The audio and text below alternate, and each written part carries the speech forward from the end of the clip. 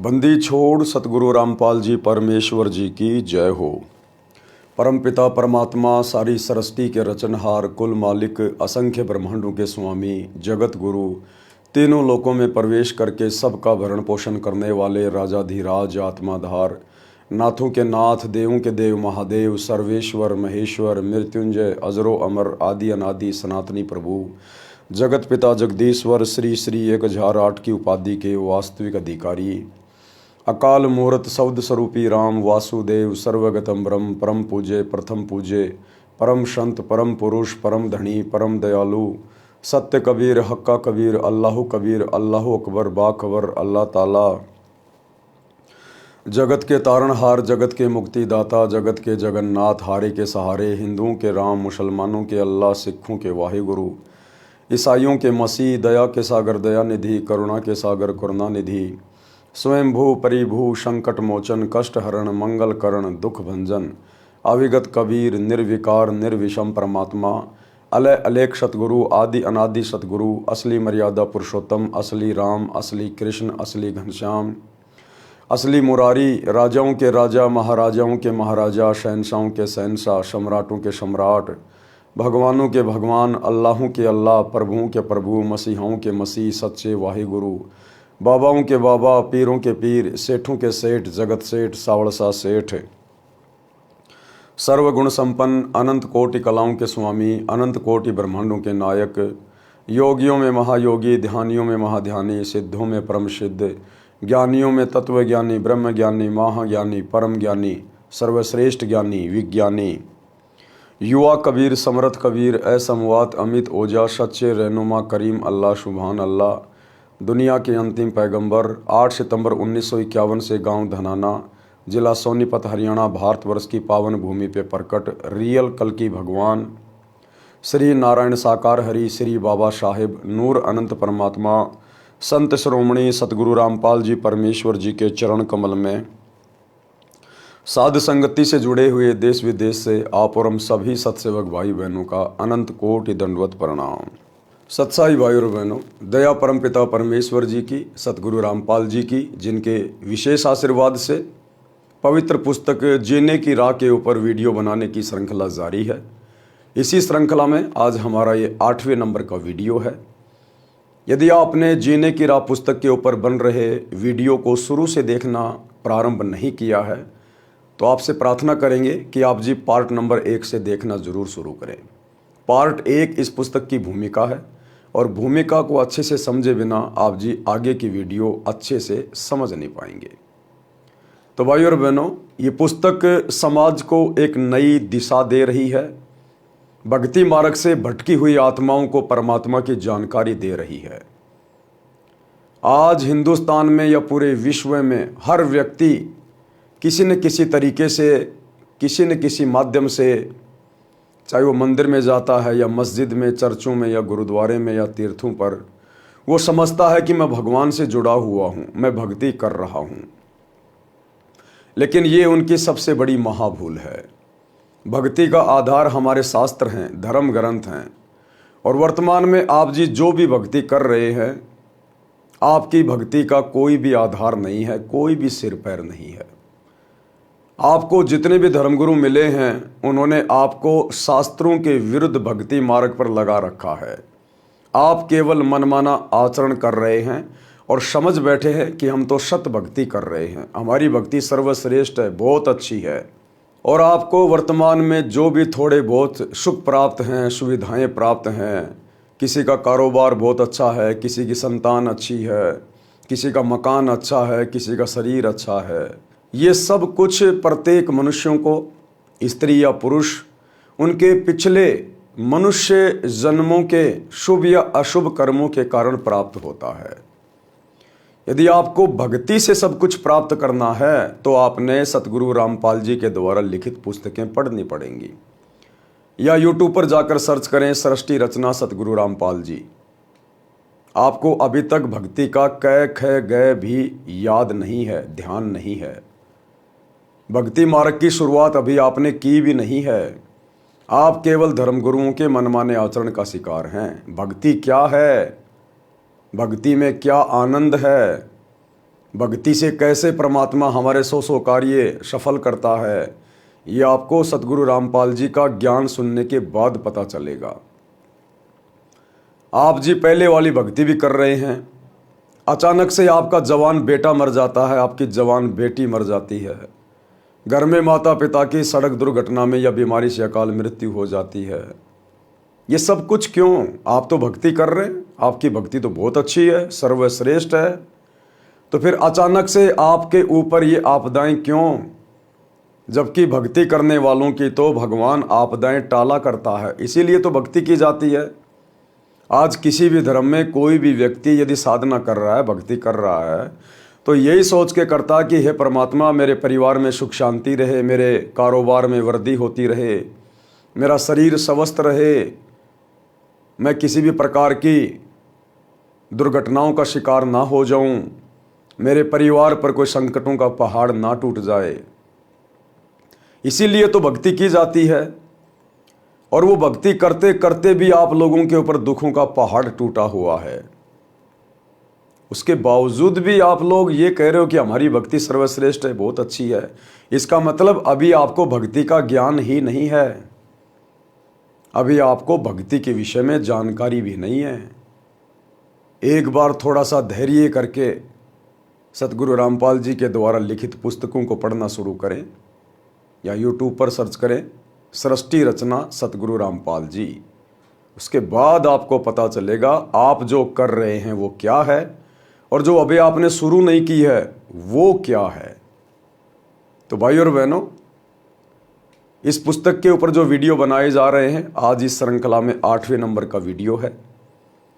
पिछले वीडियो में गुरुदेव भगवान ने हमें बहुत कुछ समझाया, बहुत कुछ बताया, विशेषकर नशे के विषय में, कि नशा इस मानव शरीरधारी प्राणी स्त्री या पुरुष के लिए कितना हानिकारक है। भक्ति मार्ग में सबसे ज़्यादा हानिकारक है नशा, जो हमारे 10वें द्वार सुषुम्ना द्वार को अवरुद्ध करता है, जिस द्वार से हमारी आत्मा ऊपर त्रिकुटी को जाती है, परमात्मा से मिलन होता है। तो गुरुदेव ने हमें बहुत कुछ समझाया था। आज के वीडियो में परमात्मा हमें समझा रहे हैं कि यह नशा तो गधे और घोड़े भी पसंद नहीं करते, यानी जानवर भी नशा पसंद नहीं करते, तम्बाकू खाना पसंद नहीं करते, और इंसान इस नशे को खुशी खुशी स्वीकार किए है, खुशी खुशी नशा करता है। ये काल करवा रहा है, जबरदस्ती करवा रहा है, हमारे कर्म बिगड़वाने के लिए, हमारे भक्ति मार्ग को अवरुद्ध करवाने के लिए, अपनी सोची समझी चाल के तहत। तो आज के वीडियो में गुरुदेव भगवान के आशीर्वाद से हम आगे बढ़ते हैं। पवित्र पुस्तक जीने की राह, वीडियो नंबर 8, पेज नंबर 58। तंबाकू से गधे घोड़े भी घृणा करते हैं, यानी तंबाकू इतनी गंदी चीज है, इतनी बेकार चीज है, जानवर भी इससे नफरत करते हैं, और इंसान इसका खुशी खुशी उपयोग कर रहा है, क्योंकि अभी इंसान को आध्यात्मिक ज्ञान नहीं है। एक दिन संत गरीबदास जी गांव छुडानी, जिला झज्जर वाले, किसी कार्यवश घोड़े पर सवार होकर जींद जिले में किसी गांव में जा रहे थे। मार्ग में गांव मालखेड़ी, जिला जींद के खेत थे। उन खेतों में से घोड़े पर बैठकर जा रहे थे। गेहूं की फसल खेतों में खड़ी थी। घोड़ा रास्ता छोड़कर गेहूं की फसल के बीचों बीच चलने लगा।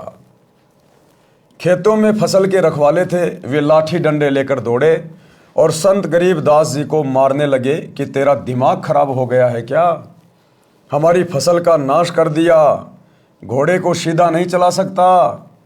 जो ही उन्होंने संत गरीबदास जी को लाठी मारने की कोशिश की तो उनके हाथ ऊपर को ही जाम हो गए। सब अपनी अपनी जगह पत्थर की मूर्ति के समान खड़े हो गए। देखो भाई और बहनों, संत गरीबदास जी कोई सामान्य संत नहीं थे, कोई सामान्य व्यक्ति नहीं थे, वे स्वयं परमात्मा थे, एक संत की भूमिका कर रहे थे। और जैसे ही वो गांव वाले, जब उनकी फसल में से घोड़ा गुजरा तो गांव वाले लाठी डंडे लेके संत गरीबदास जी को मारने के लिए दौड़े।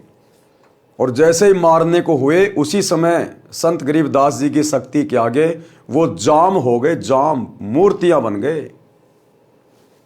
भाई और बहनों, समय समय पर संत लीलाएं किया करते हैं। यहां पर तो संत गरीबदास जी ने उन लोगों को जाम कर दिया, बिल्कुल मूर्ति की तरह, ना हिल रहे ना डुल रहे।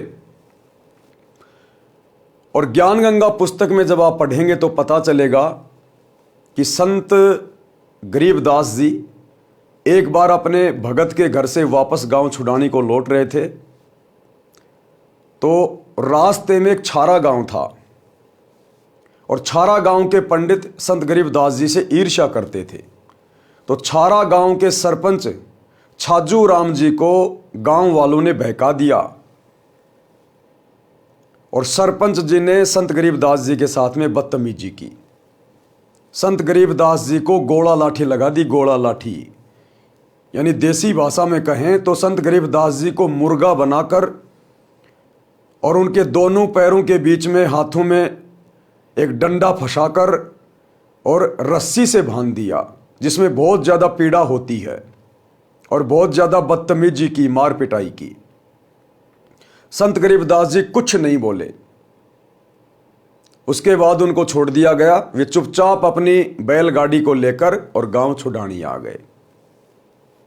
तो भाई और बहनों, संत देश काल और परिस्थिति के अनुसार अपनी लीला करते हैं।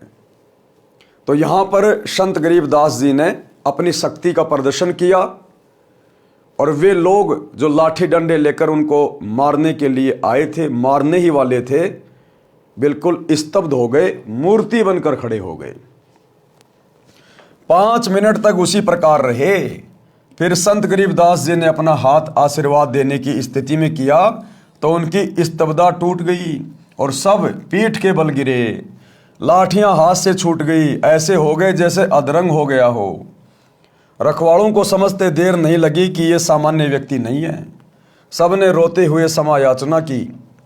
तब संत गरीबदास जी ने कहा कि भले पुरुषों, क्या राह चलते व्यक्ति के साथ ऐसा व्यवहार करते हैं? मारने को दौड़ रहे हो। पहले तो यह जानना चाहिए था कि किस कारण से घोड़ा फसल के बीच में ले गए हो। वे किसान बोले, अब बताइए जी, घोड़ा किस कारण से फसल में चला गया था?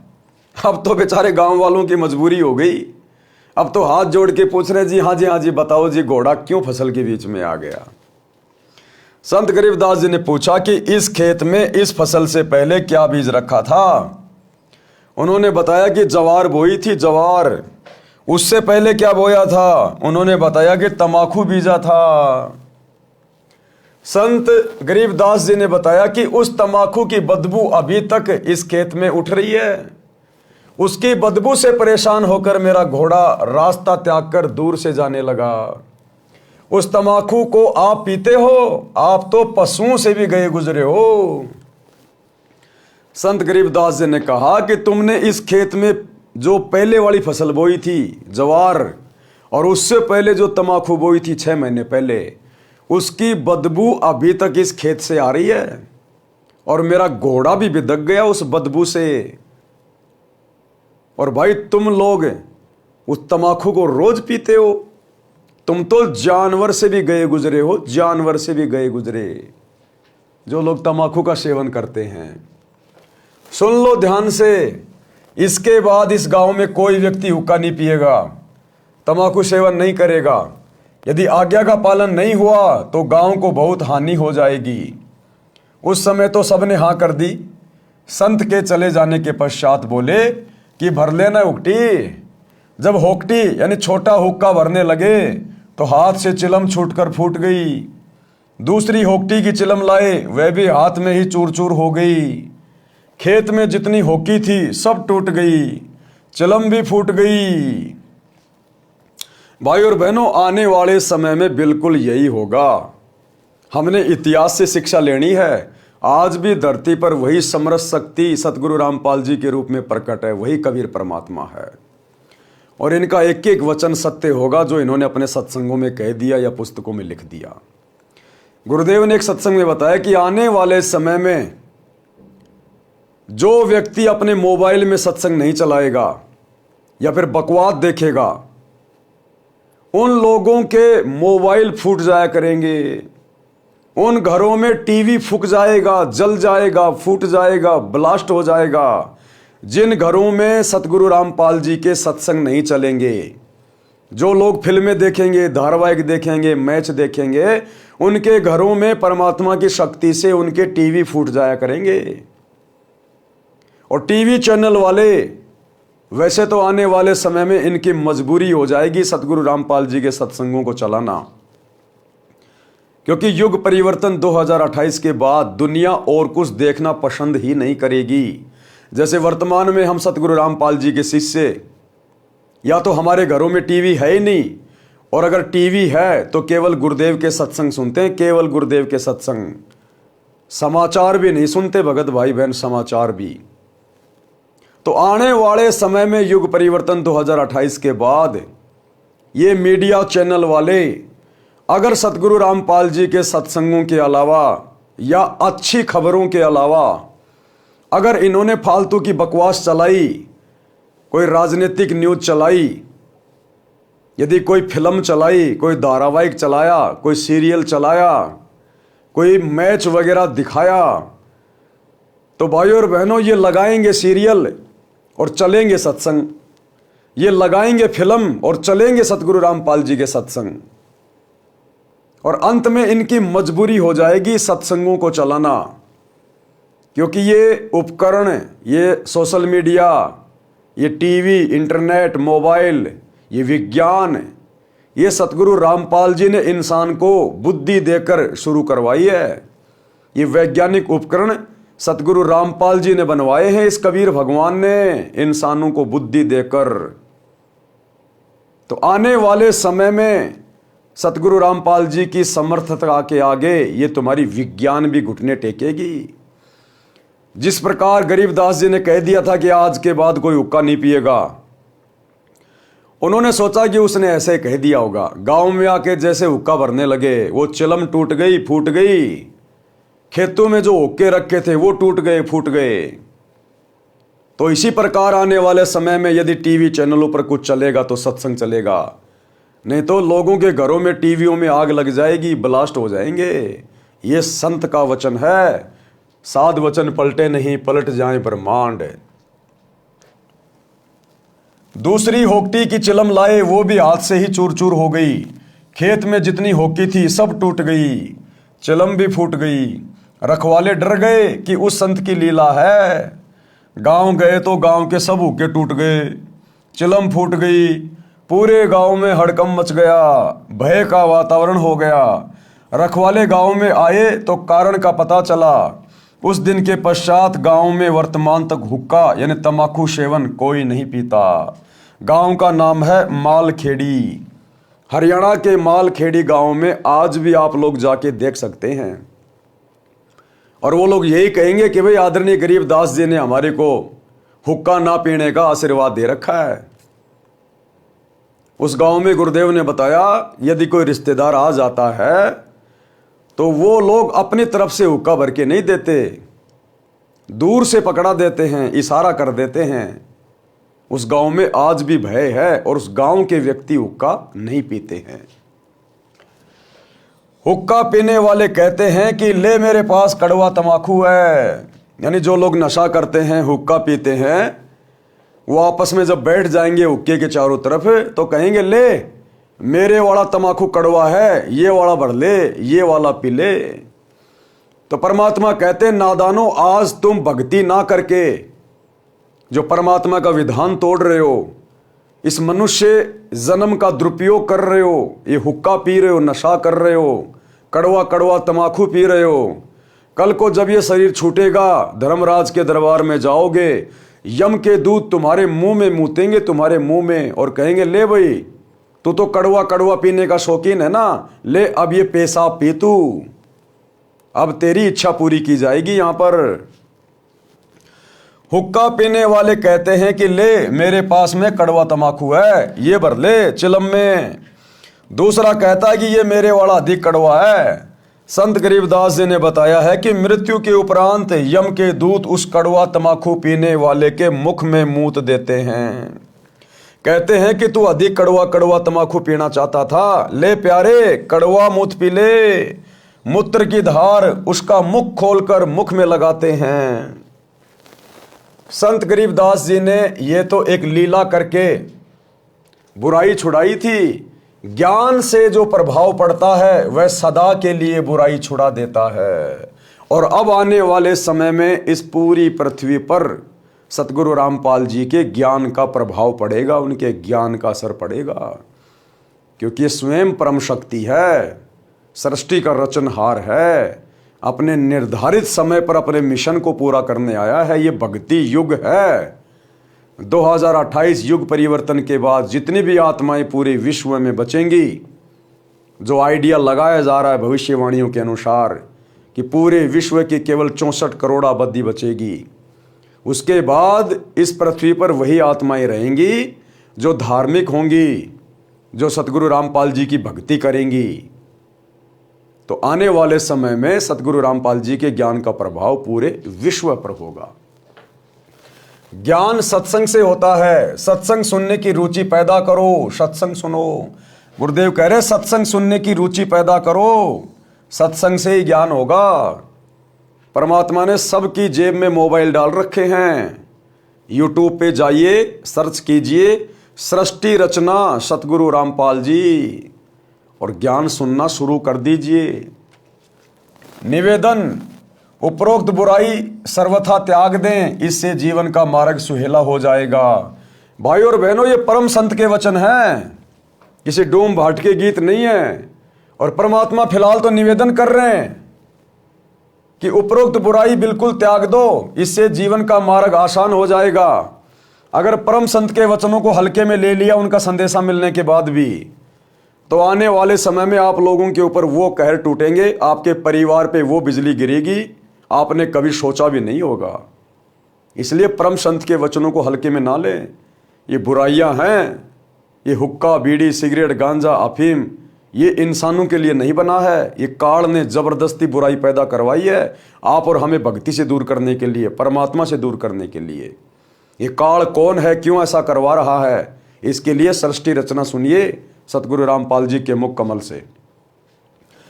नशा नाश करता है, गुरुदेव कह रहे नशा करता है नाश। कैसे?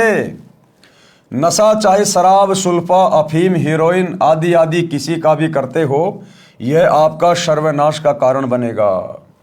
परम सत्य के वचन है कि आपके सर्वनाश का कारण बनेगा। कैसे? यहां भी आप जी बीमार हो जाओगे, तरह तरह के रोग लगेंगे, शरीर में कफ हो जाएगा, बाई हो जाएगी, जो है पित्त हो जाएगा। और जिसका शरीर स्वस्थ नहीं, वो आदमी चाहे कितना ही धनी हो, वो कभी सुखी नहीं हो सकता। और मरने के बाद तो नशा करने वाले के साथ में क्या बनेगी, आपने पिछली वीडियो में देख लिया। शराब पीवे कड़वा पानी, 70 जन्म कुत्ते के जानी। शराब पीने वाला लगातार 70 जन्म कुत्ते के भोगता है। सुरापान मदमासा हारी, गमन करे भोगे पर नारी, 70 जन्म कटत है शीशम, साक्षी साहिब है जगदीशम। नशा करने वाले की बहुत भयंकर दुर्गति यम के दूत करते हैं फिर, और नरक में ठोक दिया जाएगा। 84 लाख योनियों में गधा कुत्ता सुअर बनने के लिए विवश कर दिया जाएगा। नशा सर्वप्रथम तो इंसान को शैतान बनाता है, फिर शरीर का नाश करता है। शरीर के 4 महत्वपूर्ण अंग हैं, फेफड़े, लीवर, गुर्दे और हृदय। शराब सर्वप्रथम इन चारों अंगों को खराब करती है। सुल्फा यानी चरस दिमाग को पूरी तरह नष्ट कर देता है। हीरोइन शराब से भी अधिक शरीर को खोखला करती है। अफीम से शरीर कमजोर हो जाता है, अपनी कार्यशैली छोड़ देता है। अफीम से ही चार्ज होकर चलने लगता है। यानी अफीम खाने वाला व्यक्ति जब तक उसको अफीम नहीं मिलेगी, उसके हाथ पैर बिल्कुल ढीले हो जाते हैं, उसकी जो क्षमता है शारीरिक वो बिल्कुल कमजोर पड़ जाती है, वो आदी हो जाता फिर, और अंत में मरकर ही दम छूटता है, मरकर ही। आज भाई और बहनों, सतगुरु रामपाल जी के ज्ञान को सुनकर, ज्ञान गंगा पुस्तक को पढ़कर, जीने की राह पुस्तक को पढ़कर, हजारों की संख्या में ऐसे भाई जो अफीम के आदी थे, और वो बताते हम तो इतनी मात्रा में अफीम खाते थे, अगर कोई नया आदमी खा ले तो उसकी मृत्यु हो जाए। एक दिन में इतनी इतनी अफीम खाते थे वो। और हर प्रकार से उन्होंने प्रयास कर लिया था। साधु संतों की शरण में भी गए, नशा मुक्ति केंद्रों में भी गए, अपने बाल बच्चों की भी सौगंध खा खा के छोड़ने का प्रयास किया, लेकिन नहीं छोड़ पाए। और जैसे ही सतगुरु रामपाल जी से उपदेश लिया, आज उन आत्माओं को अन्य अफीम खाने वालों से भी नफरत है।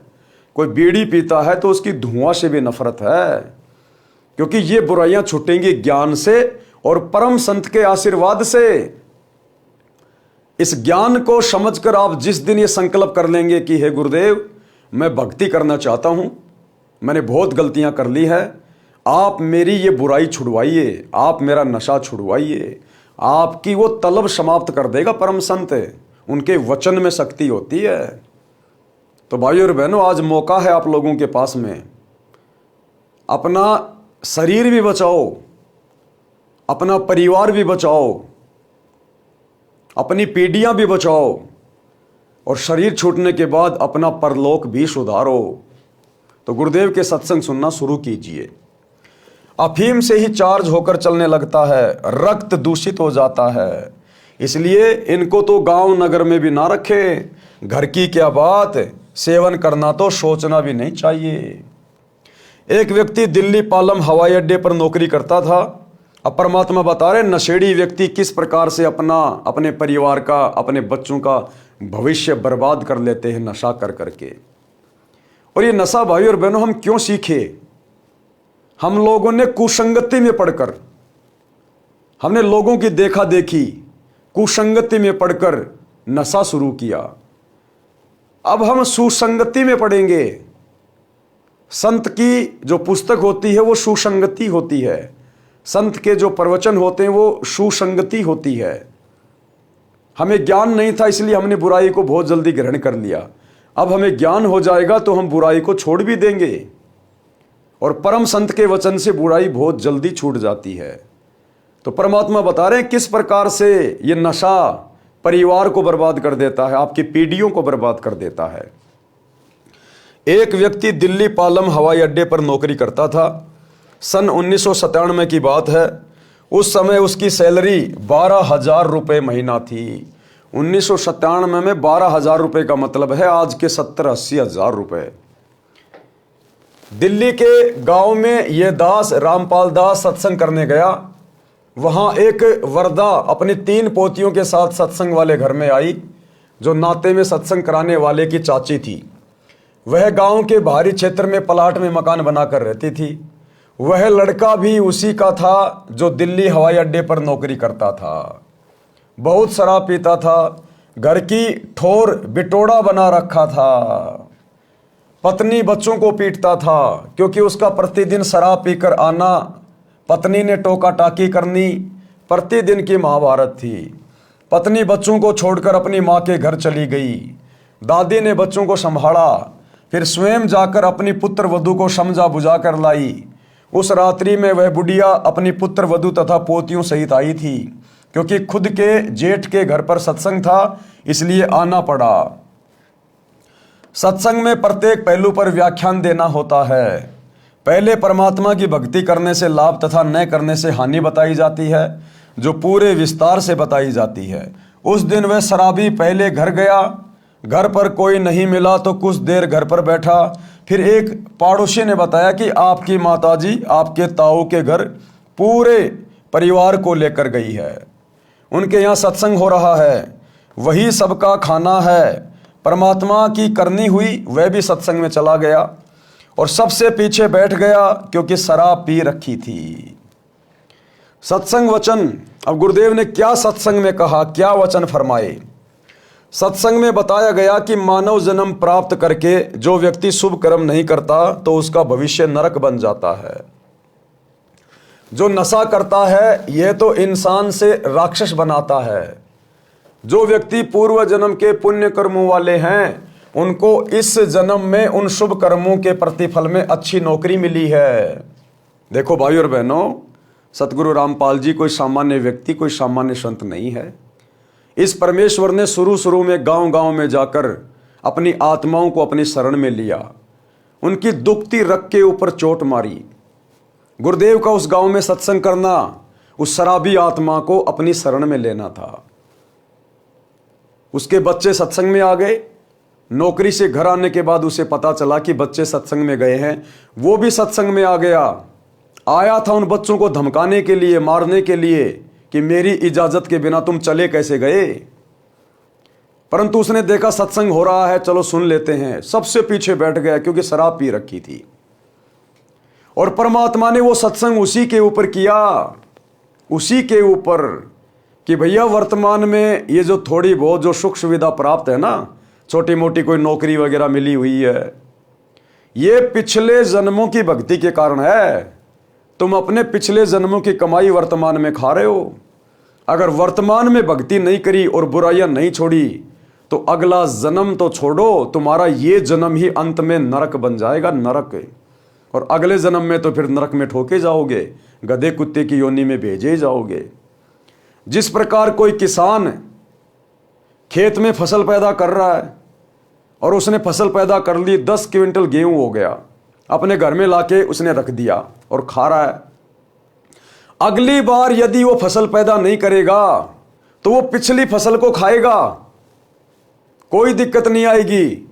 लेकिन फिर से यदि उसने अगली बार फसल नहीं बीजी खेत में तो अगली बार क्या खाएगा?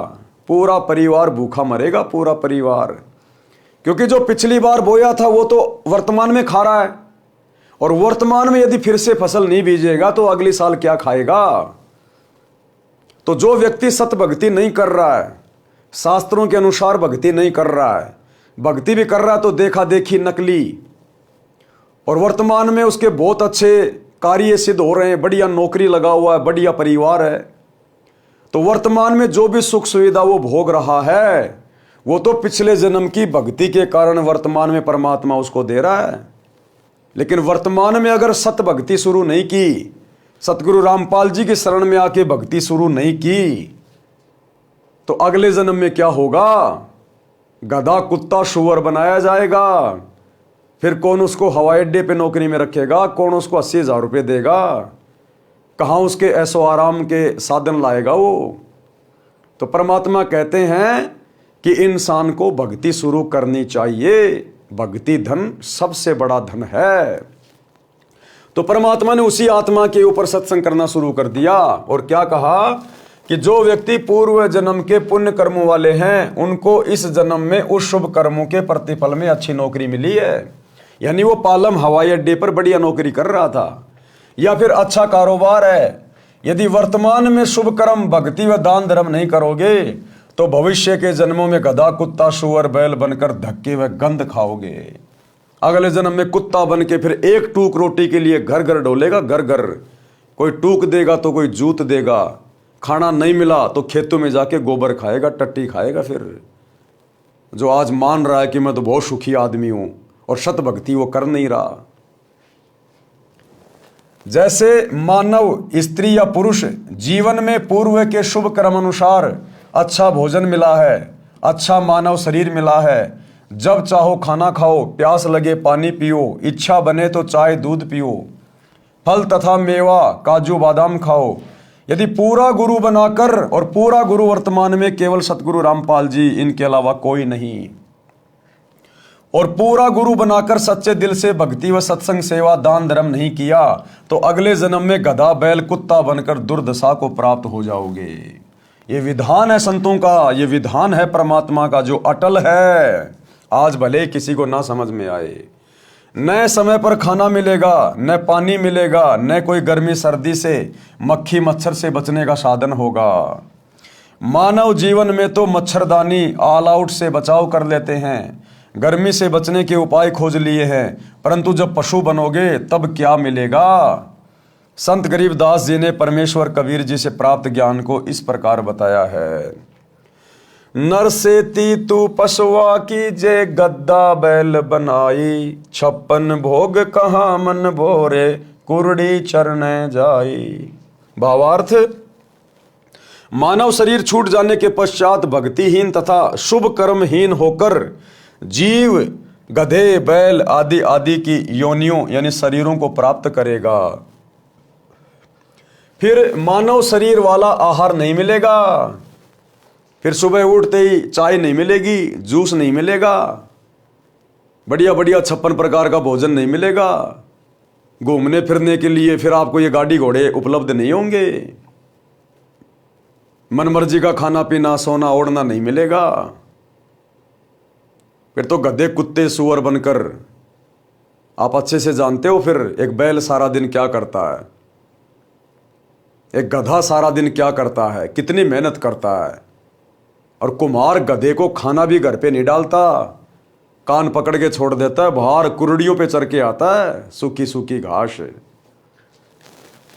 गधा बनकर कुरड़ी कूड़े के ढेर पर गंध खाएगा, बैल बनकर नाक में नाथा एक रस्सी डाली जाएगी, रस्से से बंधा रहेगा, न प्यास लगने पर पानी पी सकेगा, न भूख लगने पर खाना खा सकेगा। मक्खी मच्छर से बचने के लिए एक दुम यानी पूंछ होगी, उसको कूलर समझना, पंखा या मच्छरदानी समझना। और जिन प्राणियों के अधिक पापकर्म होते हैं, पशु जीवन में उनकी पूंछ भी कट जाती है। एक 1.5 फुट का डंडा शेष रहता है, उसे घुमाता रहता है। ये दुर्गति होती है उन कर्महीन प्राणियों की जो मनुष्य जन्म में स्त्री या पुरुष बनकर जो परमात्मा की भक्ति नहीं करते, भक्ति भी करते हैं तो नकली भक्ति करते हैं। मंदिर मस्जिद चर्च गुरुद्वारे तीर्थ बस यहीं तक सीमित रह जाते हैं, सच्चे सतगुरु की खोज नहीं करते। उन प्राणियों के साथ फिर अगले जन्मों में ये बनता है। एक बैल के पिछले पैर के खुर के बीच में लगभग 1.5 इंच बड़ी कील लग गई। अब बता रहे परमात्मा कि भक्ति ना करने से फिर आगे चलकर ये जीव कितना कष्ट उठाता है, कितना दुखी होता है। वो फिर अपनी पीड़ा किसी को बता नहीं पाएगा। आज हम मानव शरीर प्राप्त हैं, जरा सी फुंसी हो गई तुरंत अपने माता पिता को बता देंगे, वो आपको डॉक्टर के पास लेके जाएंगे। खांसी जुकाम बुखार हो गया तुरंत डॉक्टर के पास, भूख लगी तुरंत बता देंगे, आज तो जूस बनाओ तुरंत जूस बन के आ जाएगा।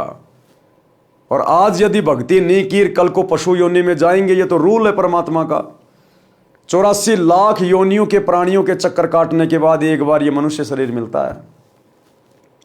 फिर कल को जब पशु योनि में जाएंगे, और परमात्मा ने एक बैल का उदाहरण दिया है कि उस बैल के दोनों खुरों के बीच में एक 1.5 इंच लंबी कील घुस गई, किसी ने फेंक रखी थी ऐसे गली में, वो बैल के खुर में घुस गई। अब उस बैल के मुंह में जुबान भी है, जीभ भी है, लेकिन वो अपने मालिक को बोल नहीं सकता, कह नहीं सकता, उसको समझा नहीं सकता कि मेरे पैर में कील चुभ गई है, मुझे दर्द हो रहा है, मेरी कील निकाल दो। और किस प्रकार से भुगत भुगत के फिर वो बैल कितना दुखी हुआ। ये कष्ट याद दिला रहे सतगुरु कि आज यदि इनकी शरण में आके भक्ति नहीं की तो आने वाला भविष्य तुम्हारा ये होगा, ये जीवन फिर तुम भुगतोगे। एक बैल के पिछले पैर के खुर के बीच में लगभग 1.5 इंच लंबी कील लग गई, चलने से और अधिक अंदर चली गई। बैल पैर से लंग करने लगा, हाड़ी को लगा कि झटका लग गया है, नस पर नस चढ़ गई होगी, चलने से ठीक हो जाएगा। कई बार ऐसा होता है कि नस पर नस चढ़ जाती है तो बैल चलते चलते ठीक हो जाता है, परंतु अब की बार ऐसा नहीं हुआ, क्योंकि अब की बार नस पे नस नहीं चढ़ी थी। अब की बार उसके खुर में 1.5 इंच लंबी लोहे की कील घुस गई थी। सारा दिन बैल हल में चला, घर तक आया तो पैर को कठिनाई से पृथ्वी पर रख पा रहा था, बहुत पीड़ा हो रही थी, बड़ा दर्द हो रहा था, धीरे धीरे चल पा रहा था। घर पर आते ही बैल बैठ गया, चारा भी नहीं चरा, आंखों से आंसू निकल रहे थे क्योंकि दर्द अधिक था। सुबह बैल उठा ही नहीं, लेट गया, पैर पर सूजन अधिक थी। गांव से पशुओं का डॉक्टर बुलाया, पुराने समय की बात है, उस समय ऐसा ही इलाज होता था। डॉक्टर ने देखकर बताया कि इसके घुटने में बाय है, पुराने गुड़ को कूटकर नरम करके पट्टी बांध दो, ठीक हो जाएगा। कील लगी थी खुर में, यानी पैर के नीचे वाले हिस्से में, और उपचार हो रहा था घुटने का। लगभग 1 महीने ऐसा चला एक दिन घर के आदमी ने देखा कि बैल के पैर के तलवे यानी खुर के बीच से मवाद निकल रहा है। उसको साफ किया तो पाया कि कील लगी है। किसी औजार से कील निकाली, तब 1 सप्ताह में बैल ठीक हो गया, पेट भर चारा खाया पिया। अब परमात्मा कह रहे हैं विचार करो, आज संत के सत्संगों से दूर होने के कारण आप लोग चाहे कितनी सुख सुविधा प्राप्त कर रहे हो, लेकिन भाई ये परमानेंट नहीं है। वैसे तो इस जन्म का ही पता नहीं कब हमारा शरीर छूट जाए, कब एक्सीडेंट हो जाए, कब भूकंप आ जाए, कब लाइट से हाथ लग जाए, किसी का भरोसा नहीं। और यदि वर्तमान में भक्ति सत्य नहीं की तो अगला जन्म तो वैसे ही नरक बनने वाला है। तो फिर ये सारे जीवन हमने भोगने पड़ेंगे। फिर ये तो एक पशु का एक छोटा सा इंसिडेंट बता रहे हैं, एक छोटा सा इंसिडेंट। उस पशु का पैर भी टूट जाता है, उस पशु के चोट लगने से जख्म हो जाती है और घाव में कीड़े भी पड़ जाते हैं। बहुत भयंकर तरीके से फिर ये प्राणी दुख उठाता है। तो परमात्मा कह रहे हैं थोड़ा सा विचार करो, दिमाग लगाओ, इंसान हो जानवर नहीं हो। विचार करें, जब ये प्राणी मानव शरीर में था, कौन? वो बैल जब कभी आप और हमारी तरह मानव शरीर में था, वो कभी राजा भी था। वो बैल ब्रह्मा विष्णु महेश भी रह चुका है। वो बैल बहुत बड़ा सेठ भी रह चुका है। जब कभी वो मानव शरीर में था तो उसने सौपन में भी नहीं सोचा था कि एक दिन मैं बैल भी बन जाऊंगा, जैसे वर्तमान में आज नहीं सोच रहे लोग। क्यों नहीं सोच रहे? क्योंकि सतगुरु का सत्संग प्राप्त नहीं है। सत्संग से ज्ञान होता है, भविष्य की जानकारी होती है, और सत्संग हम सुनेंगे नहीं तो हमें भविष्य का पता कैसे चलेगा? आने वाले कष्टों के विषय में हमें जानकारी कैसे मिलेगी? और हमारा ये जीवन बर्बाद हो जाएगा। उसने सौपन में भी नहीं सोचा था कि एक दिन मैं बैल भी बन जाऊंगा। अब बोलकर भी नहीं बता पा रहा था कि दर्द कहां पर है। कबीर जी ने कहा है कि कबीर, जिव्या तो वाहे बली, जिव्या यानी जीभ, जीभ तो वाहे बली जो रटे हरि का नाम, नहीं तो काट के फेंक दियो मुख में भलो ना चाम। उसके मुंह में जीभ है, लेकिन वो 1 महीने तक केवल भुगतता रहा, पीड़ा सहन करता रहा, लेकिन मुंह से बोलकर समझा नहीं पाया कि मालिक मेरे पैर में कील चुभी हुई है, क्यों मेरे घुटने पे पट्टी बांध रहे हो, मुझे पीड़ा तो खुर में है। वो प्राणी बोल भी नहीं पा रहा, सिवाय अपना कर्म भोगने के उसके पास कुछ भी ऑप्शन नहीं। तो परमात्मा हमें पहले से आगाह कर रहे हैं कि ये मनुष्य शरीर परमात्मा की भक्ति के लिए मिला है। ये प्रत्येक अंग हमें भक्ति में सहयोग के लिए मिले कि जीव तो वाहे बली जो रटे हरि का नाम, नहीं तो काट के फेंक दियो मुख में भला नहीं चाम। ये दूसरों की निंदा चुगली करने के लिए नहीं मिली है, ये फालतू में सारा दिन बड़बड़ करने के लिए नहीं मिली है। ये जीव हमें परमात्मा की महिमा करने के लिए, उनका सुमरण करने के लिए मिली है, नाम का जाप करने के लिए मिली है।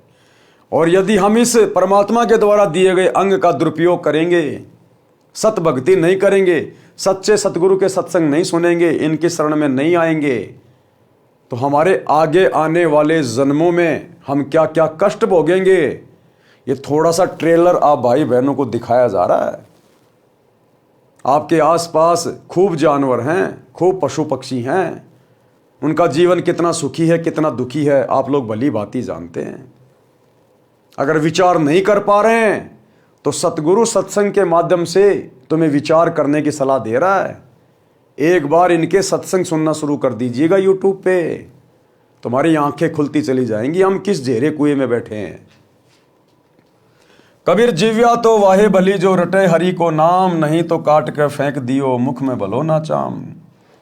भावार्थ, जैसे जीव शरीर का बहुत महत्वपूर्ण अंग है, यदि परमात्मा का गुणगान तथा नाम जाप के लिए प्रयोग नहीं किया गया तो व्यर्थ है, क्योंकि इस जुबान से कोई किसी को कुवचन बोलकर पाप करता है। बलवान व्यक्ति निर्बल को गलत बात कह देता है जिससे उसकी आत्मा रोती है। बद्दुआ देती है, बोलकर सुना नहीं सकता क्योंकि मार भी पड़ सकती है। ये पाप हुआ। आप किसी व्यक्ति को इस जुबान से गालियां निकालकर उसको दुखी कर देते हो, कुवचन बोलकर सामने वाले की आत्मा दुखी कर देते हो। ये जुबान फिर तुम्हें अगले जन्मों में परमात्मा की सजा का पात्र बना देगी, परमात्मा का सजा का पात्र। इसलिए मालिक कहते हैं ये जीव परमात्मा के गुणगान के लिए मिली है, ये जीव हमें भक्ति में सहयोग के लिए मिली है। फिर किसी की निंदा करके, किसी की झूठी गवाही देकर, किसी को व्यापार में झूठ बोलकर ठग कर अनेकों प्रकार के पाप मानव अपनी जीभ से करता है। परमेश्वर कबीर जी ने बताया है कि यदि जीभ का सदुपयोग नहीं करता है, यानी शुभ वचन, शीतल वाणी, परमात्मा का गुणगान यानी चर्चा करना, धार्मिक सदग्रंथों का पठन पाठन तथा भगवान के नाम पर नाम सुमरण जीभ से नहीं कर रहा है, तो इसे काट कर फेंक दो। कोरे पाप इकट्ठे कर रहा है, कोरे पाप। जीभ को काटने का कहना तो मात्र उदाहरण है, जो सतर्क करने को है। कहीं जीभ काट कर मत फेंक देना।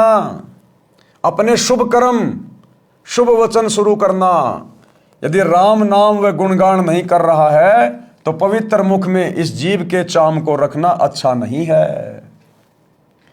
मानव शरीरधारी प्राणी को वर्तमान में सन 1970 से विशेष सुविधाएं प्राप्त हैं, क्योंकि ये जो विज्ञान है जो वर्तमान में हम देख रहे हैं, जिस प्रकार से दुनिया भौतिकतावाद से संबंधित वस्तुओं का बहुत ज़्यादा उपयोग कर रही है, वैज्ञानिक उपकरण, ये सन 1970 के बाद बने। 1970 के बाद क्यों बने हैं, विचार करना चाहिए। आज से पहले क्यों नहीं बने? ये विज्ञान आज से पहले कहाँ थी?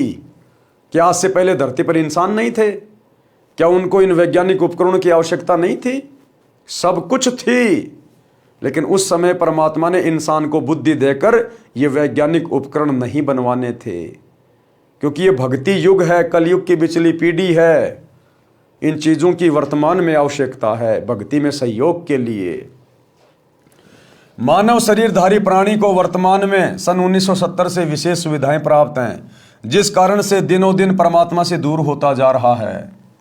उतनी ही गति से मानव के दुख निकट आ रहे हैं। वित्तीय स्थिति में सुधार है, परंतु मानसिक शांति समाप्त है। नशा इसका मुख्य कारण है। एक पिता नौकरी पर गया है, बच्चों की आशा होती है कि पिताजी आएंगे, कुछ आवश्यक वस्तुएं लाएंगे। पिताजी आते हैं तो छोटे छोटे बच्चे दौड़कर लिपटते हैं, प्यार पाते हैं। जिन बच्चों का पिता नशा करता है उनके घर में कलह का होना स्वाभाविक है। बच्चे भयभीत रहते हैं, उनका मानसिक विकास, शारीरिक विकास दोनों ही नहीं हो पाते। वह घर नरक समान हो जाता है। आज तो शराब पीकर मस्त है, उसकी इज्जत समाज में भी नहीं होती। अगले जन्म में वह व्यक्ति कुत्ता बनेगा, टट्टी खाएगा, गंदी नाली का पानी पिएगा, फिर पशु पक्षी बनकर कष्ट पर कष्ट उठाएगा।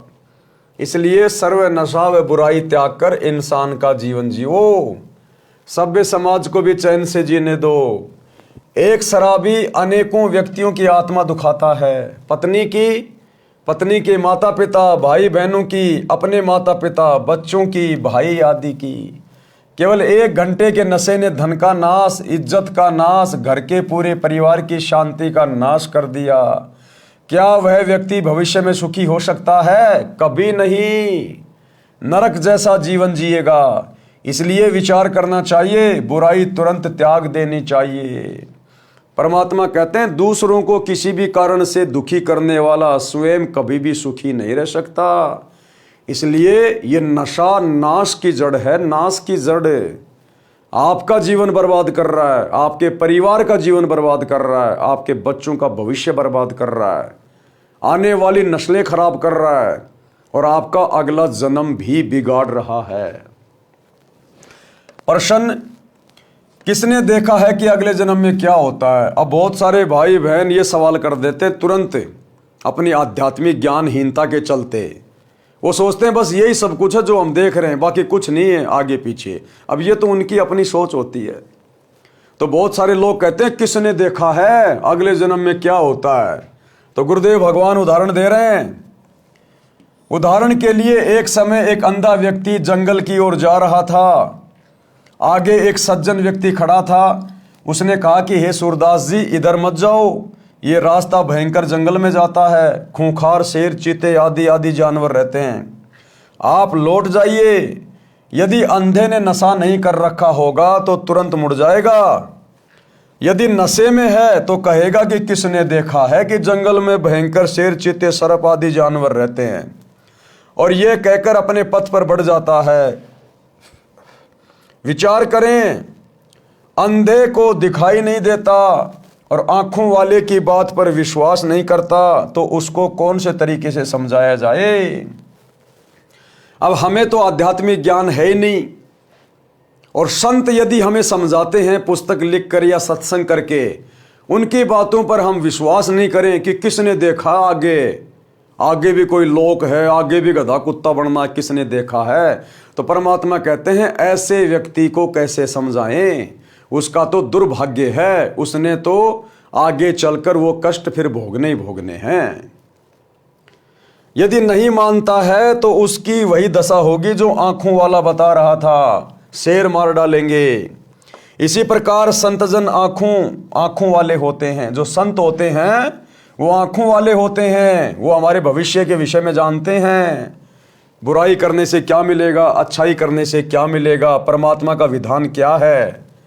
संत हमें समझाते हैं क्योंकि वो जानते हैं, वो आंखों वाले हैं।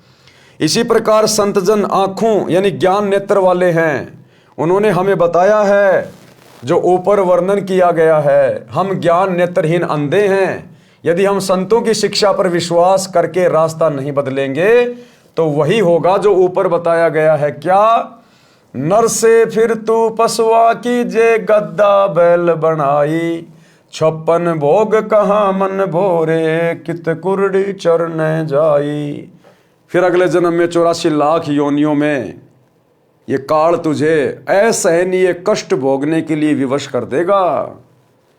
फिर तू ऐसी स्थिति में आ जाएगा, अगर कोई तुझे समझाएगा तो तू समझ भी नहीं पाएगा। क्योंकि किसी भी पशु या पक्षी को आप समझाओ कि ये भक्ति कर ले, ये भगवान है, ये मंत्र जाप कर ले, उसको कुछ समझ में नहीं आएगा। आज हमें ऐसा सुंदर शरीर प्राप्त है, स्त्री या पुरुष का, ये केवल परमात्मा के गुणगान के लिए, उनकी भक्ति के लिए, मोक्ष प्राप्ति के लिए मिलता है।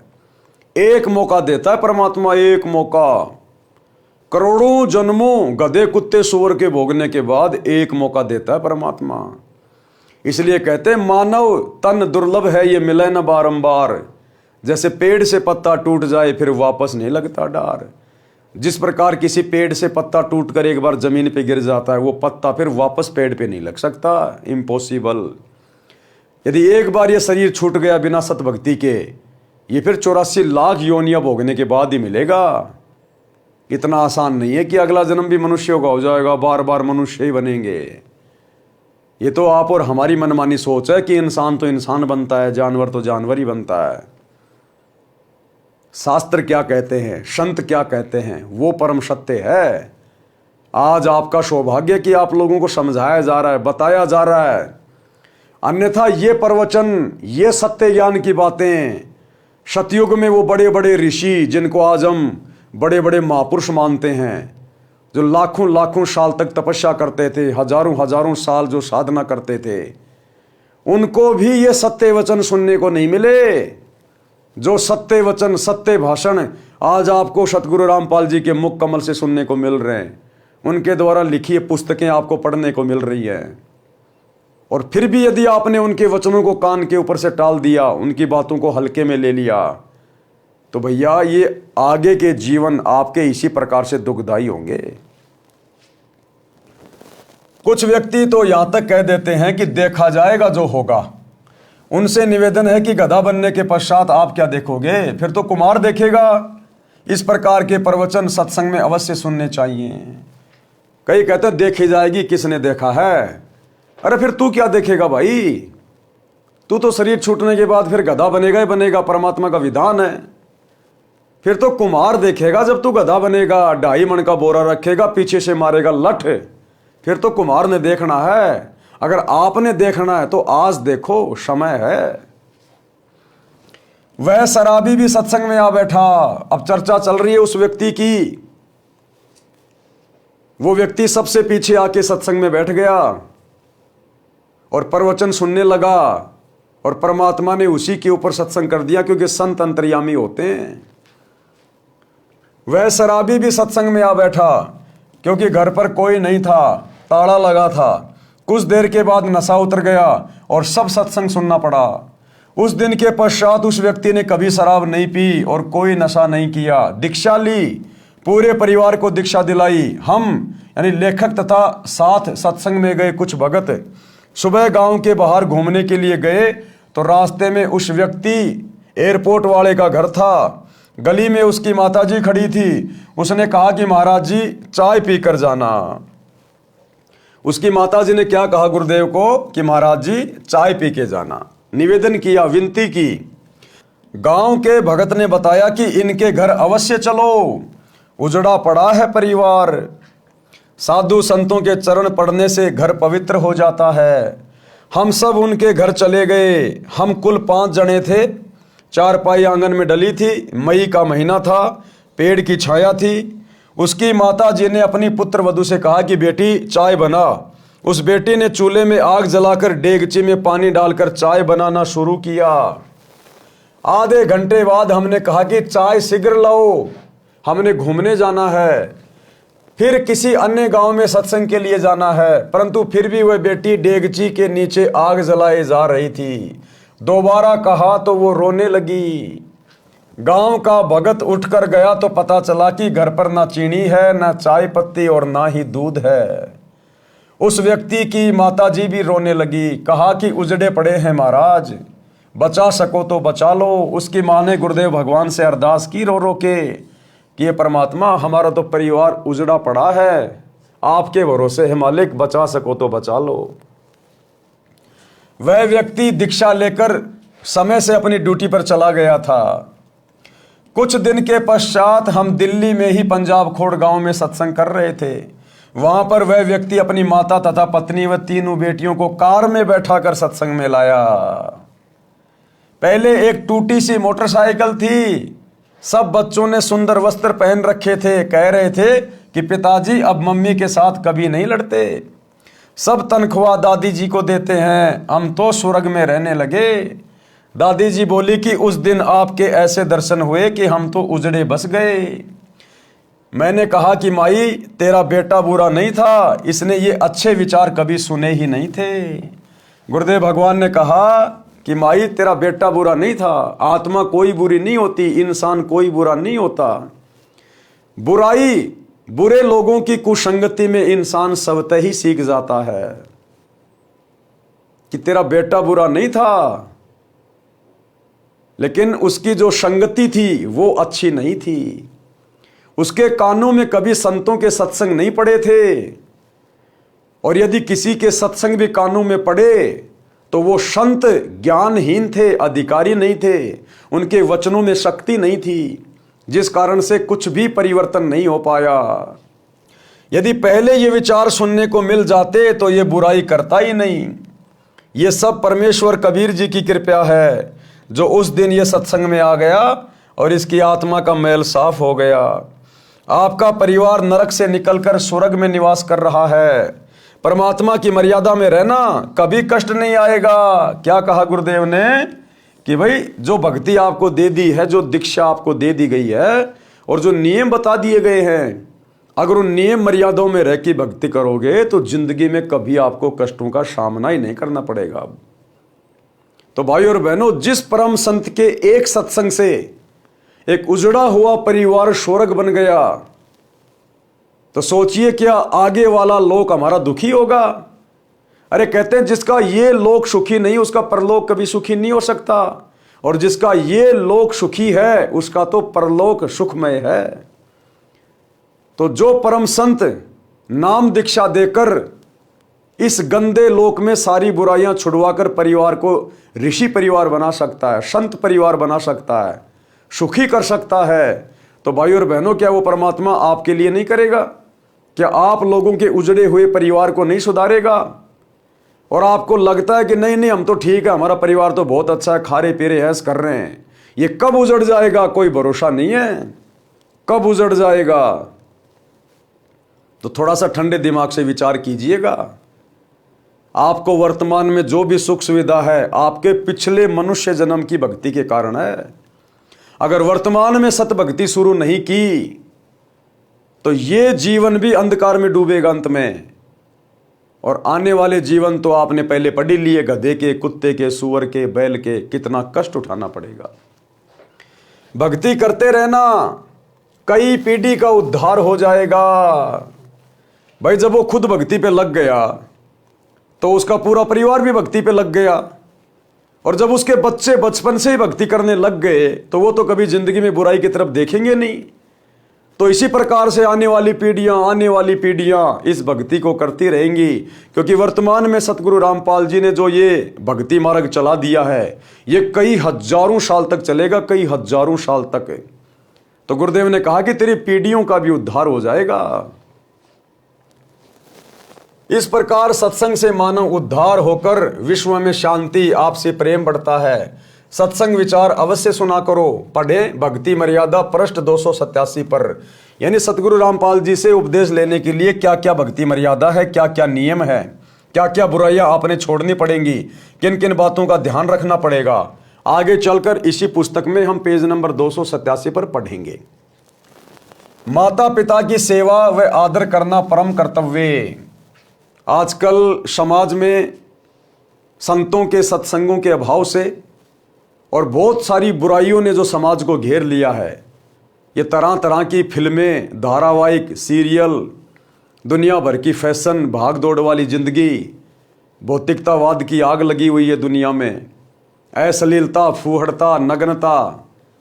आज युवा बच्चे अपने माता पिता का सत्कार करना भी भूल गए।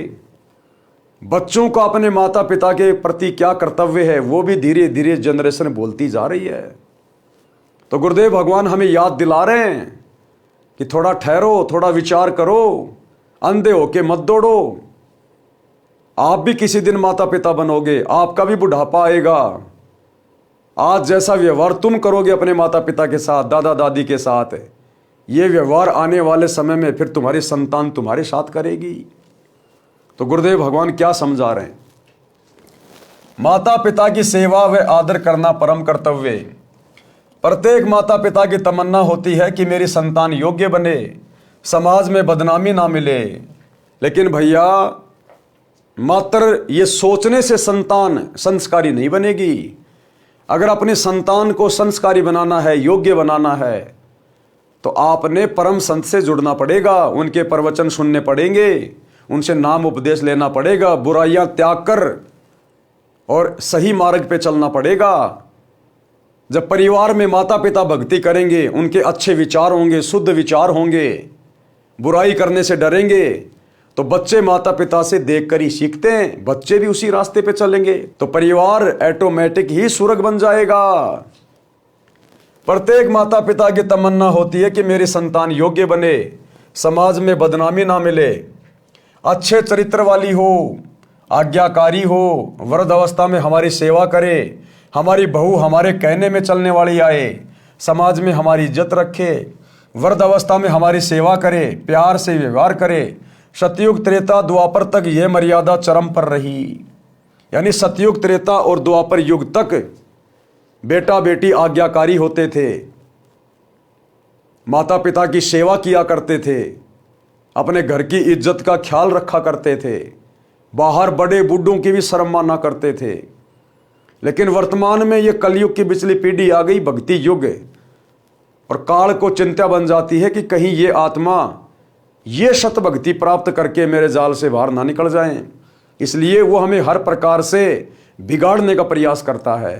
ये नशा उसी काल के षड्यंत्र के तहत समाज में फैला है। इसलिए परमात्मा को आना पड़ा धरती पर, अन्यथा ये कलयुग का लास्ट समय हो जाता, लास्ट समय। ये 4,32,000 का जो कलयुग है ना टोटल, अगर सतगुरु रामपाल जी वर्तमान में धरती पर ना आते, अपने पावन चरण कमल ना रखते और ये सत भक्ति का प्रचार प्रसार ना करते, इस धरती पर आग लग जाती, आग। लेकिन थोड़ी बहुत जो शांति आज हम महसूस कर रहे हैं ना, ये सतगुरु रामपाल जी के कारण, और उनके भक्तों के घरों में जो पांचों यज्ञ हो रहे हैं, जो धर्म कर्म हो रहे हैं, उनके कारण आज ये शांति थोड़ी बहुत बरकरार है। लेकिन बहुत जल्द आने वाले समय में 2028 के आसपास बहुत बड़ा झटका लगेगा दुनिया को, बहुत बड़ा झटका, क्योंकि ये दुनिया सतगुरु रामपाल जी के ज्ञान पर विचार नहीं कर रही है, संत रामपाल जी की शरण में आकर और अपने अच्छे दिन लाने की ओर नहीं चल रही है। इसलिए युग परिवर्तन 2028 का समय निश्चित है। दुनिया बहुत भयंकर समस्याओं से गुजरेगी। अगर उस समय से पहले पहले आप जी इनके प्रवचन सुनकर इनकी शरण में आ जाओगे तो आपके और आपके परिवार का बचाव है। अन्यथा 2028 युग परिवर्तन, और जब जब युग परिवर्तन होता है पृथ्वी पर बहुत भयंकर परिस्थितियां बिगड़ती हैं, बहुत जबरदस्त, जब दो युगों की टक्कर होती है। तो क्या कह रहे परमात्मा, सतयुग त्रेता द्वापर तक ये मर्यादा चरम पर थी, सब सुखी जीवन जीते थे। कलयुग में कुछ समय तक तो ठीक रहा, परंतु वर्तमान में स्थिति विपरीत ही है। इसे सुधारने का उद्देश्य लेखक यानी रामपाल दास रखता है। इन बिगड़ी हुई परिस्थितियों को सुधारने का यदि एकमात्र किसी का प्रयोजन है तो केवल सतगुरु रामपाल जी का, क्योंकि आए ही इसलिए है परमात्मा सतलोक से। आशा भी करता हूं कि भगवान की कृपा से, ज्ञान के प्रकाश से सब संभव हो जाता है, हो भी रहा है और होगा, ये मेरी आत्मा मानती है। जब गुरुदेव ने कह दिया तो 100% होगा। माता का संतान के प्रति प्यार। एक लड़के का पिता मृत्यु को प्राप्त हो गया। उस समय वह 10-11 वर्ष का था। माता ने अपने इकलौते पुत्र की परवरिश की। माता तथा पिता दोनों का प्यार माता जी ने दिया कि कहीं पुत्र को पिता का भाव कष्ट ना दे। लड़का युवा होकर शराब का आदी हो गया तथा वेश्यागमन करने लगा। माता से रोजाना रुपए मांगे और आवारागर्दी में उड़ाए। एक दिन माता जी के पास पैसे नहीं थे। शराब के नशे में माता को पीटा तथा वेश्या के पास गया। उस दिन पैसे नहीं थे तो वेश्या ने कहा कि अपनी माता का दिल निकाल ला। उल्टा घर आया, माता बेहोश थी। छुर्रा मारकर माता का दिल निकाल कर चल पड़ा। नशे में ठोकर लगी और गिर गया। माता के दिल से आवाज आई कि बेटा तेरे को चोट तो नहीं लगी। नशे से बना शैतान वेश्या के पास माता का दिल लेकर पहुंचा तो वेश्या ने कहा कि जब तू अपनी माता का हितैषी नहीं है तो मेरा क्या होगा। ये कोई बनावटी कहानियां नहीं है, बनावटी कथा नहीं है, ये सत्य कथा है। इस सृष्टि में सब कुछ घटित हो चुका है, सब कुछ, क्योंकि सतगुरु कभी झूठ नहीं कहता। सतगुरु उसी का नाम है जो सत्य कहता है, जो सत्संग करता है। उस वेश्या ने कहा कि नालायक, जब तू अपनी जन्म देने वाली माता का भला नहीं कर सका, तू उसका नहीं हो सका, तो मेरा कहां से हो जाएगा यदि मैंने तेरे से शादी कर ली तो। किसी के बहकाव में आकर तू मुझे भी मार डालेगा। मेरे को तो तेरे से पीछा छुड़ाना था कि तू अब निर्धन हो गया है, मेरे किस काम का। इसलिए ये शर्त रखी थी कि तू माता का दिल निकाल नहीं सकता, क्योंकि वह तेरे को कभी किसी वस्तु के लिए मना नहीं करती थी। हे शैतान, चला जा मेरी आंखों के सामने से। ये कहकर वेश्या ने उसे घर से बाहर धक्का देकर द्वार बंद कर लिया। वह शैतान घर आया, माता के शव पर विलाप करने लगा। कहा कि माता जी, हो सके तो भगवान के दरबार में भी मुझे बचाना। आवाज आई कि बेटा कुछ नहीं हुआ, बस तेरे को खुश देखना चाहती हूँ। उसी समय नगर के लोग आए, थाने में सूचना दी। उस अपराधी को राजा ने फांसी की सजा दी। राजा ने फांसी चढ़ाने से पूर्व उसकी अंतिम इच्छा जानी तो उस लड़के ने कहा कि कुछ नागरिकों को बुलाया जाए, मैं अपनी कारगुजारी को सबके साथ साझा करना चाहता हूँ। नगर के व्यक्ति आए। उस लड़के ने अपना जुल्म कबूला और बताया कि मैंने उपरोक्त जुल्म किया। मेरी माँ की आत्मा अंतिम समय में भी मेरे सुखी रहने की कामना करती रही। मेरे को नशे ने शैतान बना दिया। मैंने वेश्यागमन करके समाज को दूषित किया। आप लोग मेरे से नसीहत लेना। जो घोर पाप मैंने अपनी माता जी को परेशान करके किया, कोई और मत करना। माता जैसी हमदर्द संसार में पत्नी भी नहीं हो सकती, भले वह कितनी ही नेक हो। माता अपने बेटा बेटी को इतना प्यार करती है कि सर्दियों में बच्चा पेशाब कर देता है तो माता स्वयं उसके पेशाब से भीगे ठंडे वस्त्र पर लेटती है, बच्चे के नीचे सूखा बिछोना देती है। यदि बच्चा भूख से रो रहा होता है तो खाना बीच में छोड़कर उसे पहले अपना दूध पिलाकर शांत करती है। यानी भाई और बहनों, नशे के कारण उस आत्मा ने कितना बड़ा जुल्म कर दिया, अपनी माता तक को मार दिया। यानी नशे में आदमी शैतान हो जाता है, शैतान। उससे अपने अच्छे बुरे की, अपने भविष्य की, अपने परिवार की, समाज में इज्जत की कुछ भी परवाह नहीं होती है। इसलिए गुरुदेव भगवान कह रहे हैं कि अभी समय है, भक्ति युग है, सतगुरु धरती पे प्रकट है, आप लोगों तक ये जानकारी पहुंच रही है। अगर आज भी भक्ति नहीं करोगे, सतमार्ग नहीं अपनाओगे, बुराई नहीं छोड़ोगे, तो कल को शरीर तो छूटेगा छूटेगा, ये आपके चाहने से सदा नहीं बना रहेगा। मृत्यु यहाँ का अटल संविधान है, ये मृत्यु लोक है, ना यहाँ कोई रह सका ना कोई रह पाएगा। तो कल को फिर ऊपर परमात्मा के दरबार में जाना पड़ेगा, अपना हिसाब किताब देना पड़ेगा, फिर वहां क्या मुंह लेके खड़ा होगा, फिर 84 लाख योनियों में ठोक दिया जाएगा, पशु पक्षियों की योनियों में असहनीय कष्ट भोगने के लिए। तो परमात्मा हमें समय रहते समझा रहे हैं सत्संगों के माध्यम से। पिता बच्चों की हर संभव गलती क्षमा कर देता है। कौन पिता? परम पिता। सांसारिक पिता भी अपने बच्चों की, अपने बेटा बेटियों की हर गलतियों को क्षमा कर देता है, नजरअंदाज कर देता है, याद भी नहीं रखता। और परम पिता, हमें जन्म देने वाला, हमारी आत्मा का जनक परम पिता परमेश्वर सतगुरु, हमने सत्संग सुनने से पहले, सतगुरु की शरण ग्रहण करने से पहले हमने चाहे लाखों गलतियां कर रखी हैं, हमने कितनी शराब पी रखी है, कितने जुल्म कर रखे हैं, कितना ही मांस खा रखा है, 2 नंबर के काम कर रखे हैं। परमात्मा यानी सतगुरु, जिस दिन हम उनकी शरण में आते हैं ज्ञान को समझकर अपनी आत्मा के कल्याण के लिए, उसी दिन परमात्मा हमारे सभी अवगुणों को, सभी गलतियों को माफ कर देता है, हमें हर प्रकार के कर्म की मार से मुक्त कर देता है, और आगे हमें ऐसा निर्मल ज्ञान दे देता है, हम आगे शौपन में भी गलती नहीं कर सकते ये ज्ञान समझ में आने के बाद, क्योंकि प्रत्येक कर्म का परिणाम हमारी आंखों के सामने घूमता रहेगा। अगर मैंने अब ये गलती कर दी तो इसका क्या परिणाम भोगना पड़ेगा, वो सत्संग से हमें पता चल जाएगा। हमारे अंदर वो डर पैदा हो जाएगा, भय पैदा हो जाएगा, हम शौपन में भी गलतियों की तरफ कभी नहीं चलेंगे। तो भाई और बहनों, कैसे परमात्मा यानी सतगुरु अपने भक्तों की हर गलतियों को माफ कर देता है, जो गलतियां हमने ना केवल इस जन्म में बल्कि असंख्य जन्मों में जाने अनजाने में कर रखी होती हैं।